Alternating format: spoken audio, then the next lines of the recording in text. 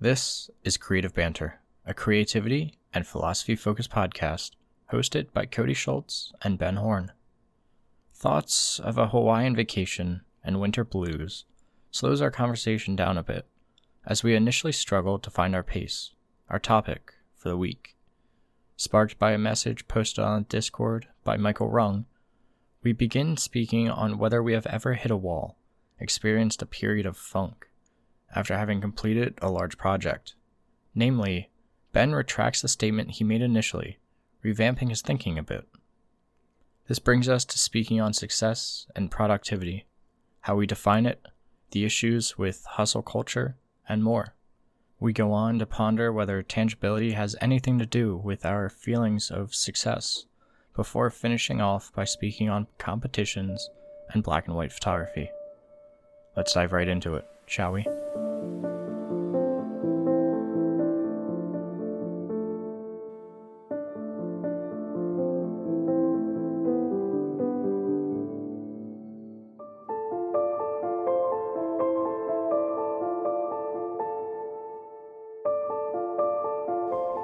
Yeah, so in a few days, my wife and I are going on our first vacation in several years.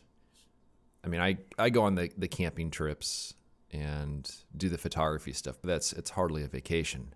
Usually we'll do a summer camping trip each year, but the last one that we went on was back in 2019, and we went up to Olympic National Park over to Glacier. It was a fun trip, but then the pandemic hit. And even when things opened up again, all the outdoor spaces were just so flooded with people that the sort of trips that we had done in the past, they just weren't very feasible. Things were booked up and it was just super crazy crowded. And so after several years of not being able to go on a trip, we're finally decided to head to Maui. So we'll be doing that for about a week or so. And by the time that this airs, we'll have already returned from the trip, but I am very much looking forward to that. Just a relaxing trip, which is something that I've not really been on in quite a while. Yeah, that's gotta be nice. I've always wanted to go to Hawaii. I don't know why. It's just one of those like tropical destinations within the country that you just kind of have to go to, I guess. Yeah, and I think it'll just be a nice change of pace. This will be the third time I've been there, and the second time going to Maui. But we booked this little VRBO condo on one of the beaches, and so we'll have plentiful access to snorkeling and sightseeing and all that sort of stuff. So that'll be nice. But the reason I mentioned that is that I had to get a lot of work done before going on that trip. And so I had to make sure that all the print portfolios were mailed out, and I finished all of the videos for Zion. I like to finish them all at the same time and then like upload them in one big batch, but then have them scheduled to go out every week. But now that all that work is done, it kind of ties into something that a comment that was posted by Michael Rung over on the Discord. And he was talking about how he recently just finished a big project of his, which was a print portfolio, kind of in the same similar idea of what I produce. And it's a lot of work that goes into producing a print portfolio. It seems simple enough, but when you actually set out to produce one, you realize that there's a lot that goes into it. Making sure each print is exactly as you want it, getting all the supplies and materials and all the time it takes. And once you complete something like that, it's a fairly monumental task. And he had mentioned on the Discord, he had asked, does anyone else have a sort of situation where when you complete something like that you get a little bit of a funk afterwards, where it's just, you kind of feel down afterwards. And I had replied saying that I that's not really my experience. But it's interesting because not long after replying that, I think that for the past 2 days, I've had like no energy. And it's weird. It's so completely unlike me. And usually when I have really low energy when I just want to like lay in bed and read or something like that, it's because I've just like exercised too much and I've just exerted my body too much. But I'm like, I haven't even really exercised that much lately. So I started thinking about what he had said, and I started thinking that perhaps this is that sort of funk after completing all the stuff leading up to the Hawaii trip. And perhaps it's because I'm not able to I'm not moving on to another project right away, or I'm not sort of preoccupying myself with whatever else is on the way. And it's a kind of a strange feeling. And to put it to the test, because yesterday afternoon, I just felt like I had like really low energy. And I'm like, this is when I would normally go skating. But I started thinking like, maybe it's just all in my mind. Maybe this is something completely in my mind. It's not actually that my body is physically tired. So at the same time I normally go skating, I decided to go skating around the normal path. And I found that my body had plenty of energy. So it was kind of an interesting little thing showing. It was like some sort of like mind, kind of like a depressive sort of thing going on as a result of completing all of that work. And so I think I responded to Michael's comment too soon. But now I seem to be kind of crawling back out of that. But it is an interesting thing, and I'm curious if you have, and you had replied to that as well. I don't have your comment in front of me, but is that an experience that you've had when it comes to completing a big project? When I replied, I pretty much said that I haven't had a lot of big projects so far that would be able to culminate such a feeling. Like, it's not as though I've done a big portfolio box set like you or Michael have done, or even a big ebook yet that, yes, I'm working on it, but it's not something that I've completed, been able to finish off. So I can understand that kind of feeling of, oh, you just complete something and now you're looking for the next thing to do. They always say that about like when you're an author. They use as an example a lot of, you get all excited and you're working for years on this one book and you're hoping for success of it and everything, but then it comes out, it's successful, and then it's okay, now what? And it becomes that time where you're looking for the next big thing that you can do, or how can I be better than what I was? So I can understand it from like almost like a psychological aspect of it, but personally I haven't had the opportunity, so to speak, of experiencing that yet. I'm sure that I will, especially with this ebook, that once I complete this, I'll kind of just be like, okay, what next? Yeah. And I wonder if in many ways, kind of with the constant hustle culture, which is something that we've talked about in the past, of how, if you go from one project to the next, you don't really get that. It seems like that is one of the big things if a person is self-employed, or perhaps business owner, where you're constantly having to kind of fight in order to make ends meet for one reason or another. But it seems like in that situation, you're always going from one task to the next. There's always something to do. And it's kind of funny because sometimes I don't know if I'm listening to the radio or something, and someone was saying like, oh yeah, they were feeling sick, and then they were, laying in bed for a couple of days or whatever. Sometimes I'm just in the back of my mind going, that sounds kind of nice actually, just being able to like relax and being able to just, not constantly have to work on something. But the moment I'm actually in that position, I'm like, something is wrong. Something is not right about this. Like I want to be like constantly busy and constantly working on something. Isn't that so weird? Like I know that I get that from my dad a lot. Like my dad cannot stand still, like ever.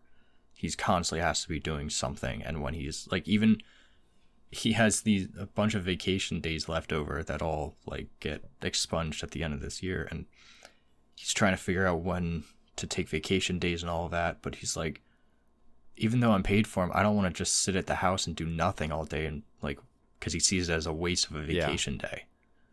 Because he has no idea what he'd do. He'd just sit around watching TV all day. Like, and that sounds like a dream to a decent number of people, but to people like him and I, and from how it sounds, you as well, that's kind of like the worst nightmare.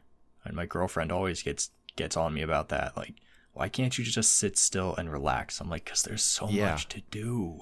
And in some ways, I guess I'm a little bit jealous of people who can just sit back and just really not do anything. And I suppose that's one of the ways, or that's one of the reasons why I do enjoy landscape photography, because it does force you to be patient. It does force you to just kind of sit back and do nothing. Like there's like some of my favorite times in Death Valley have been times where I was set up for an evening photo, but it was several hours beforehand. And I'm just like laying down on the ground, just staring up at the sky with some clouds going over. I'm like, when do I ever have an opportunity to do something like this in everyday life? Just because it forces you to be patient, at least for the type of photography I do. With you might be a little different, since it's a little bit more, you see something, it's, good to shoot it right then and there, as opposed to like sitting on it for hours and staring at a rock and, my style of doing things, which, yeah.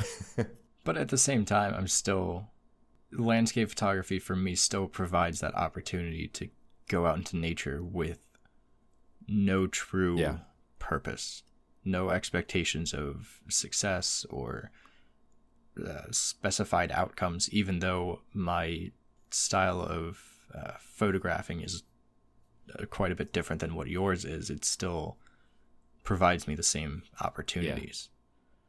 But all of this makes me think of how we define success, and it's an article that I'm slowly starting to work towards that goes through success and how we define it, and the dangers of defining your self-worth through success. And that's something that I think, as you had said, and as we have talked briefly about before with the whole hustle culture, it's not a good thing to be like that, to be constantly on and never giving yourself a rest because you feel as though if you don't, you aren't successful.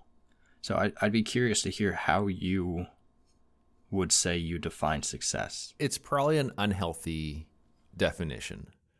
And perhaps it's something that gets to something that you're, writing about in the article, but productivity, it's not, I think it's a unhealthy definition of success when it comes down to it. Because if you're saying that you're successful because you're being productive, then that really strikes at the heart of, what about those moments when you are not being productive? Which really kind of summarizes, I think, that funk after completing a project. And I think it'll be an interesting test, because heading into this trip, this vacation with my wife, I loaded up my Kindle with several books with the main intention of laying on a beach and reading. And I don't know, maybe in a certain sense, the productivity will be how much of the book I read, though I don't think that's how it's going to work out. But just like forcing myself to sit still and to just enjoy the moment, I think will be a nice change of pace. But I also am packing some running shoes with me, because I know myself. I know that I'm going to have to get up early in the morning and go for a run to have that physical sense of doing something in order to kind of put whatever other, feelings at bay in terms of, not being, quote, productive. But I think productivity is probably a big way I define it. Again, not necessarily a great way. But but I'm not sure how else to define. I mean, and maybe in some ways, doing what one wants to do for a living without, and again, this ties it to money, which isn't necessarily a great way to define success, but it's kind of a fact of life in terms of, career choice and such. But, being able to do what one loves for a living, I think, is a very good way to define success. But again, success is at that point defined by work still, which isn't necessarily a healthy thing. I wonder if that's primarily a Western ideology then, like the whole process of success and our constant tying of it to money, to productivity, because I find myself being in the same shoes. So for instance, yesterday I had to get done these lesson plans for my one class to finish it off. And I've been pushing them off for a little bit, but finally went through and spent the 2 hours or so that it took for me to get them done. Mm-hmm. Yet at the end of the day, I'm like, I feel like I did nothing. Yeah. Like I completed this unit plan, this project that was due, that finished off that class, and I was good. And still, I found myself sitting at the end of the day thinking I did nothing today and I need to do more, or like I should have done more, which is just such an unhealthy way of thinking about things. And I realize that consciously, but it's still one of those, I can't get away from it. And I'd be curious to hear what others think of that, of this idea of success and how they've learned to, I guess, in a sense, cope with those kind of thoughts, or if they define success in a different way than productivity or monetary gain, because there's got to be a better way to look at our successes in a more positive light. And I would think that to a certain degree, defining success based on, satisfaction and stuff like that, those sort of feelings that go along with it is probably the more healthy way to go, but also it's a more difficult thing to measure one's progress by. And so when you're talking about doing the lesson plans, I'm guessing that is all like written up on your computer, electronic document kind of stuff. Yeah. I wonder if there's something to be said about producing something physically and that giving a greater feeling of success. Like I'm thinking about, like, for example, if a person's in the construction industry where they have a project they're working on, and at the end of the day, you can look at something, you can hold something, you can appreciate all that work, all that time that goes into something physically, and that right there is, what has been created for the day. I oftentimes wonder if people that produce something physically, whether it's something in the trades they do for a living or a artist who's producing something physically, whether they have a greater sense of a feeling of satisfaction and success at the end of the day, because there's something that they physically created that they can look at. That's a good point. It also makes me wonder if I would feel more satisfied with my photography as a whole if I were, say, making my prints and everything away from the computer. And not necessarily to say that the computer is the cause of anything, but because if I'm making my prints in the darkroom, say, straight from, so that everything is hands-on, everything is tangible, I can touch and feel and work through everything, rather than having that kind of disconnect that you get when you're working on a digital process. I wonder if that would have any alteration to my feelings towards photography or my success with photography. I don't think it would. I mean, just producing something physical after all that effort. Like even when I produce the print portfolios, it doesn't really feel like it's like the project is complete until I have all the prints, everything packaged up in the final portfolio, and you feel the textures and you're engaging more of one's senses. There's something about that I think feels far more satisfying than pushing something out electronically. But there is something very satisfying about that. I also wonder if that would translate as well to like those who do digital art versus more traditional art.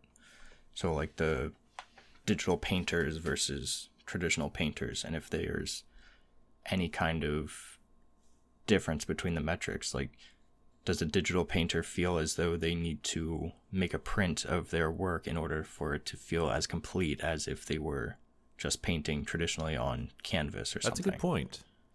I mean, even if you just look at it from a photography perspective, I mean, if you have a photo that you've edited on the computer, you like how it is, it's seeing it on the computer is one thing, but when you see something that is properly presented, framed, matted behind nice glass in that sort of presentation, that gives a whole different sort of feeling.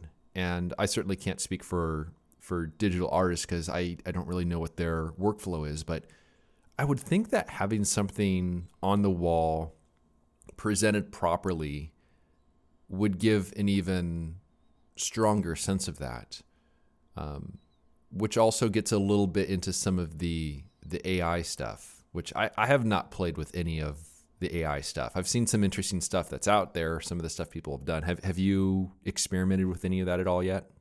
No, the only thing that I've been seeing lately has been all of like the selfies, the AI selfies or whatever that people are raving about right now. And I've heard some things about like AI generated artwork winning first place at state fairs, and the idea of buying and selling the image prompts for AI from like marketplaces. I've been keeping a little eye on it, but I haven't personally played with it yet. But it is bizarre. In some ways, it makes me think a little bit about, like when you talk about selling the prompts, a little bit like selling Lightroom presets. Where it just, I don't know. I don't understand all of that. It'll be interesting to see where it goes. But I think at some point you'll see more of that style of work work its way into some of the photo contests that are out there. And honestly, in some ways, I wouldn't be surprised if it already has. Have you seen the results for the International Landscape Photographer of the Year awards? It's on DP Review right now. Probably a few news stories down. But some of those images already feel like, I mean, I know that they're just, they're, chances are they're not AI, but they look like they could be, from the standpoint that they don't really feel like they are of this world. And there's lots of things that are just not technically possible with them. So it creates this illusion of perfection, which is the same sort of vibe that I feel from some of the AI photography stuff that I've seen, at least. Like there's one photo that's used for the thumbnail of the story on DP Review with these rolling green hills with a rainbow in the background. And anyone who's ever seen a rainbow knows that rainbows are very large and they really need to be shot with an extremely wide angle lens. But you look at the compression of those hills and you know that those hills were shot with a very long telephoto lens. And so immediately you know that that is a scene that could not exist. Yeah, I think I'm looking at the same photograph that you're referencing. Those second place for portfolio. Yeah, and also the hills are lit from the side. And that's a contest that rewards the creations that are like that, because it's looking for the the images that stand out mostly because, they really can't be real. I mean, I know some of them are real and just edited heavily, but some of them are just not even possible. And I do think that's the sort of, I mean, I wouldn't be surprised if at some point a AI generated image wins one of those large contests, not just a state fair, but something even put before a panel of judges that are photographers, as opposed to the county fair, which might be a little bit different, where like, oh, what's this that looks so much different from everything else and has a bit more of a wow factor. It's kind of sad though, isn't it? That like we already have, or at least for me, I can't stand photography competitions. It's very, very rare that I even bother to enter them. The last one that I did was the Natural Landscape Photography Awards that Matt Payne and Tim Parkin had set up. And I had done that primarily out of support for them getting the ground or hitting the ground running, that kind of thing. Not really expecting anything from it. But still, I don't like the idea of putting my work out there and having it judged by a bunch of people, hoping that I get some kind of gain from it. Yeah. Like the creation of art is in and of itself the gain. That's the end result. That is my purpose for doing it. I'm not creating art to try and win anything, but to think that people would go into something like the International Landscape Photography of the Year or Photo of the Year awards with an AI image, knowing that it's falsified, and then win and feel good about that. That's just... Yeah. And I do think it'll happen. Oh, it definitely will. Especially as the... from what I understand, the resolution produced for the AI stuff is fairly low. But as that continues to improve, I would not be surprised if that happens. And I don't know.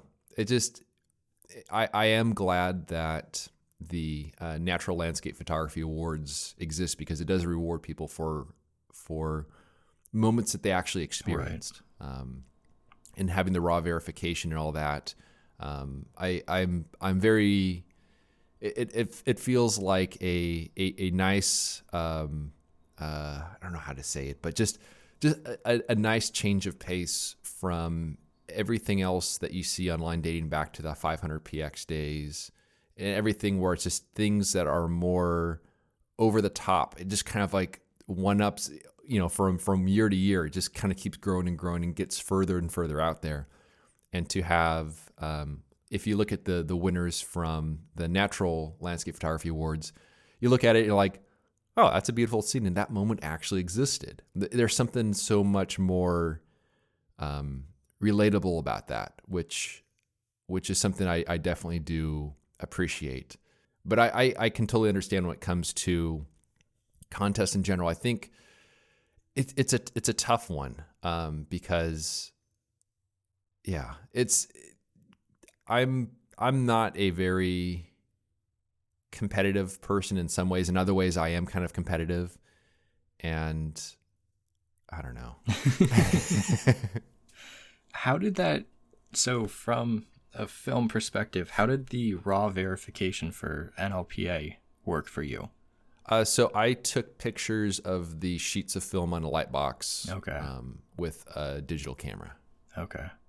I was curious about that because you had obviously gotten runner-up for Photographer of the Year last year. Yeah, last year. Yeah, and I was quite interested how that would work for a film photographer, because even if you do a scan, I'm sure there are ways of hiding certain things that you did to it. Exactly. And by presenting a raw file of a picture of it, you kind of bypass that. And it is tricky because the sort of photography that I do doesn't really lend itself to contests very well. Same here, yeah. And I think for me, it's mostly because I see something that looks really cool and I just want to try to capture it in the way that I see it. So I kind of shoot something for what it is. Like if I see a beautiful tree, it's how do I end up with a photo of a beautiful photo of a tree that matches what I see kind of with my eyes. So I'm trying to photograph something for what it is. But in the end, it's just a picture of a tree. It could be a really cool looking tree, but it's still a tree. But I can see how when one is running a contest, you're looking for images that dig deeper than that, where it's a photo of something where perhaps the scale is a little bit hard to discern, or perhaps the subject kind of reminds you of something else. And I think those are the images that do really well in the competition. And there was like this one photo in the Natural Landscape Photography Awards. I can't remember what category. It was an aerial photo, so perhaps it was aerial category. But it was with some water kind of there's some sediment. I can't tell if it was a beach or if it was drainage from a glacier or something, but it looks like a face with like an arm and sort of stuff. And it transcends the literal to become something greater. And I think those are the images that do really well in contests. And, for obvious reasons, because they're beautiful images and they reach beyond what they are exactly. But those sort of images are really tough for me to shoot because I'm like, oh, there's a cool tree. My photo is a picture of a tree. So it's a little bit different. So I always go into contests with very low expectations. But it is fascinating to see the winners and actually to know that is a scene that existed and that is a moment that existed. Yeah. And so and I don't know if you had a chance to look through the book from the Natural Landscape Photography Awards from last year's contest, but it's a fantastic collection of work. And I look forward to the book they put out from their second year of the competition. My biggest gripe with a lot of competitions, and unfortunately right now, looking through like the winners and everything, especially, the lack of monochrome images that you see. Oh, yeah. There are two between the 2 years for the winners and everything. There are two. Which, yeah, I get. Most people are going to lean toward color images, and at least with NLPA, a lot of the judges I know, and I know that they're not going to be super biased against one thing or another, which you would hope for a judge. But yeah, at the same time, it's kind of, I don't know, it almost seems as though it's putting less importance on black and white. Yeah. Not to say that it's like super important, but I mean was how everything started. But yeah, more than there's that, a competitive disadvantage. Yeah. More than that, it's one of those things that, okay, I photograph in black and white, so automatically it's not as realistic. Automatically you have a sense of abstraction. And I guess not as many people look at that in a positive light anymore, like what they may have used to when they had really no other choice. Yeah, and I wonder if some of that is because in some ways black and white these days is viewed by photographers as just like, if the image doesn't work in color, let's try black and white. Yeah. As opposed to, because with digital, it seems like there are those that shoot black and white. They envision an image as black and white.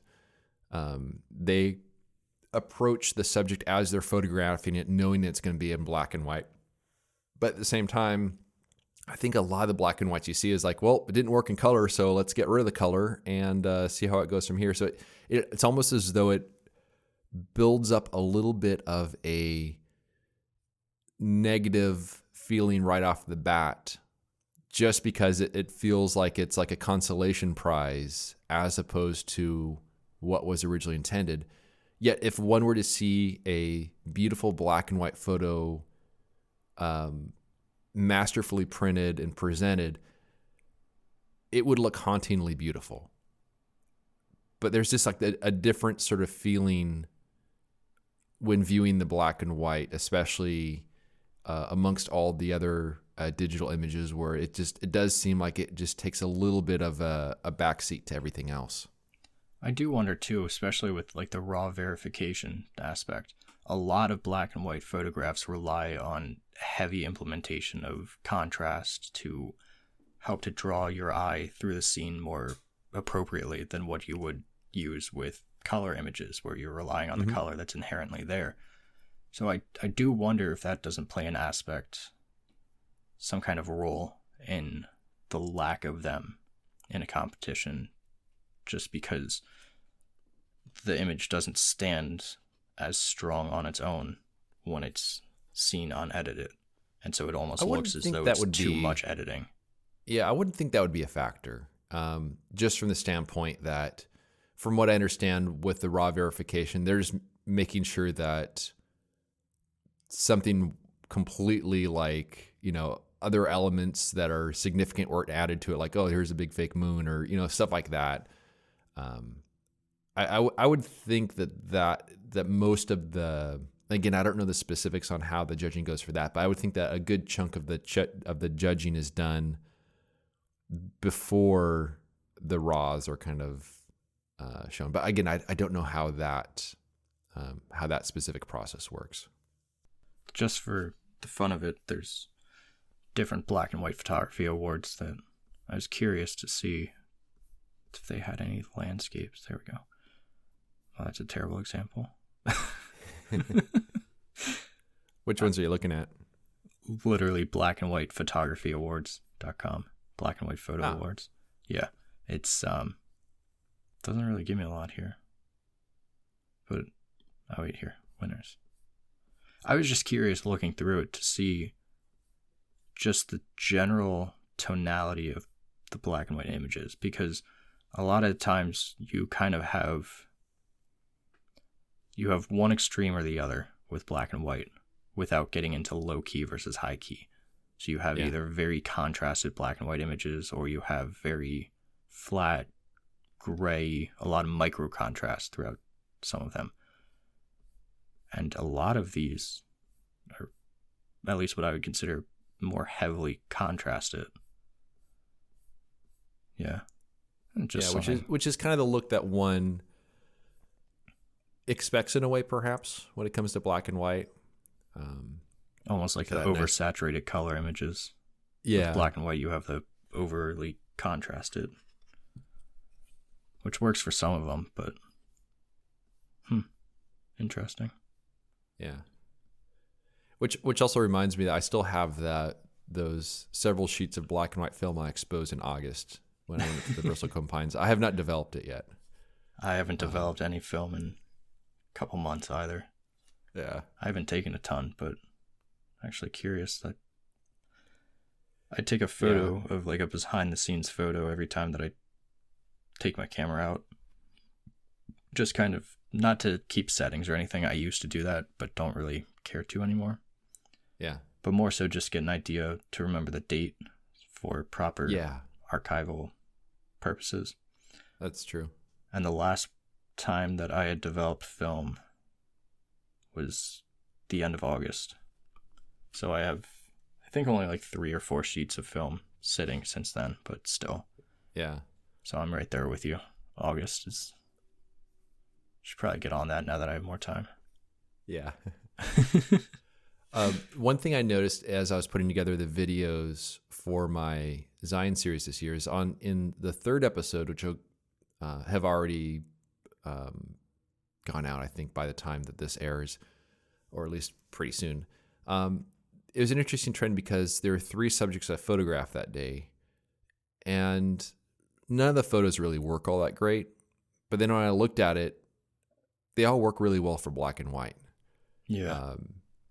So there was like one where it was a slot canyon that I was photographing, but I found that there was a particular time of day, kind of in the early evening, when as the sun continues to swing across the sky, it aligns with the canyon and you shoot some direct sunlight into the canyon. It hits the floor of the canyon where there are these rocks that are backlit by it, hits the wall a little bit.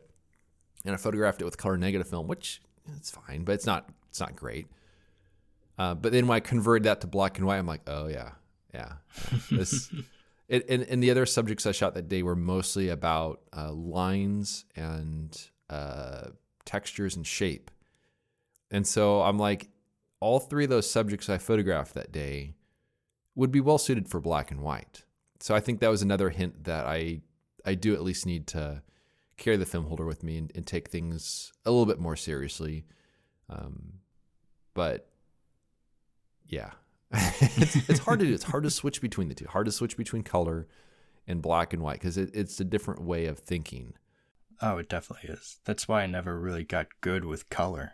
Like even back with digital, I was always terrible with color photographs. Like I'd compare them to my black and white and I'd be like, yeah, there's no contest here. Like I see in black and white. So it is a total shift of mindset, of way of seeing and everything that if you want to make that change, it's very, I look at like Ansel Adams and his color work was just not good. At least, and that's the general consensus behind his color work. It just was not that great. But his black and white images were at least technically very, very good. Like there's a reason why he's so well known. And I think that's something that people get wrong quite a bit when it comes to color versus black and white. Like black and white is a dedication. There are very few people out there who can do both color and black and white equally well. So I think it's something where you have to really work to get into that mindset of black and white. And I think with film, it's definitely easier in a sense because it's forced upon you to see in black and white. But still, I'm curious to see how you work through all of that as that time comes along. So I haven't looked at Ansel Adams' color work. Was it photographed in the harsh, strong light that does well for black and white, and that's why it didn't do as well? Or what was it about it that just didn't work as much? I haven't looked at it in a while. I actually have, forget who does his books. The name is slipping me right now, but the company that has the rights to all of his images for producing books, they had produced one of all of his color landscape work. And the problem primarily was that he was doing color work for commercial purposes, for like Kodak and for all these different companies. Mm-hmm. Little influencer work. Yeah. Just some collabs. So I can't honestly remember right now whether it was a lot of harsh light or maybe it was a mixture. Maybe that's what contributed to them not being as good, was that he was so used to being able to work throughout the entire day, and with color it just didn't hit right. Yeah, I mean that's without seeing any of it. That was my guess in terms of what it'd be, because the sort of light that makes for a very good black and white photo doesn't often make for a very good color photo, and that's also my issue of knowing what works really well in color. That sort of light would just create a very gray image in black and white. And now keep in mind with that though. So at least with my work, I like a very gray image. I like a lot of micro contrast, at least when I'm first exposing the film, and then I add everything back in after while I'm doing my editing and everything. That's obviously my personal taste, but I find that it makes it much easier to work with rather than trying to work with a very high contrast scene and getting everything just right. I'd rather have control all the way through. Yeah, more to work with. Right. So I think the light that you currently work in will work at least decently well, if not just as well, with black and white. the difference is going to be you realizing, oh, I can come out here during the middle of the day and make this photograph in black and white, and it's going to look so much better. Yeah, and I think also a lot of it's because with color and with transparency film, basically the reflected light is such a beautiful light to work with. Anything looks good in it, but it's just because you have two different colors of light coming from two different directions, it creates a very three-dimensional subject in color. But in black and white, you have a relatively low contrast image without that differentiation of the two different colors coming from two different directions in order to give it that added sense of depth. Yeah. Versus, looking at that photo I shot in Slate Canyon that had some direct sunlight in it, it just, it had a lot of depth to it as a result of that.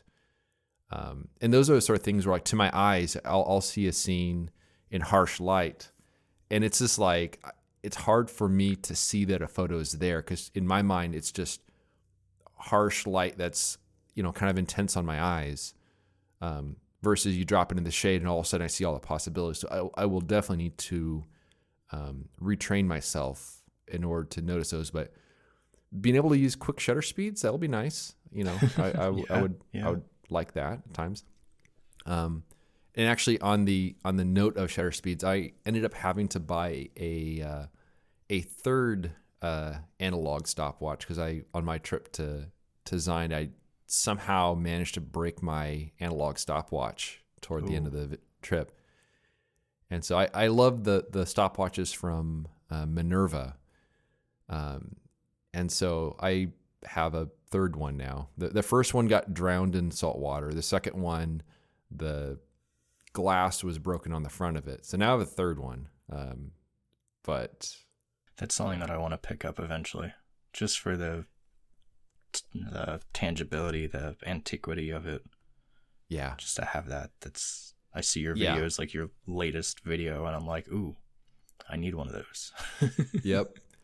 It's one of those things where I sometimes people will look at it and like, oh, cool, this guy likes analog stuff, or think it's kind of like a little bit for show maybe, but in reality, it's just that you get that nice solid click. It's the same motion as clicking the shutter release.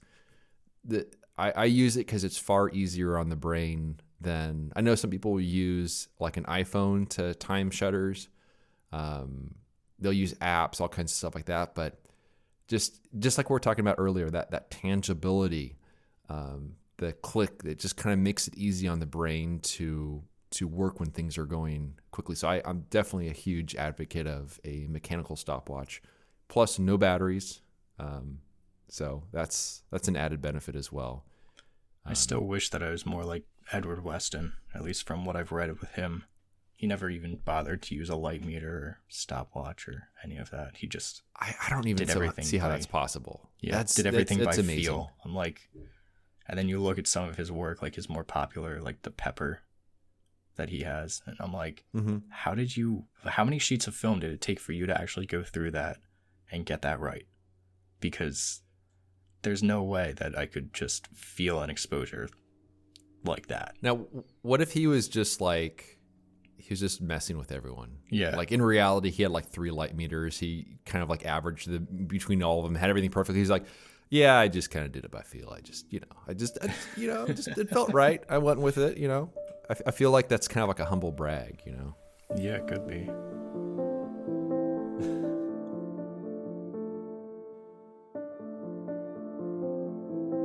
I hope you enjoyed our creative banter. You can learn more about Cody's work by visiting his website, codyschultz.com. And you can find my work at benhorn.com.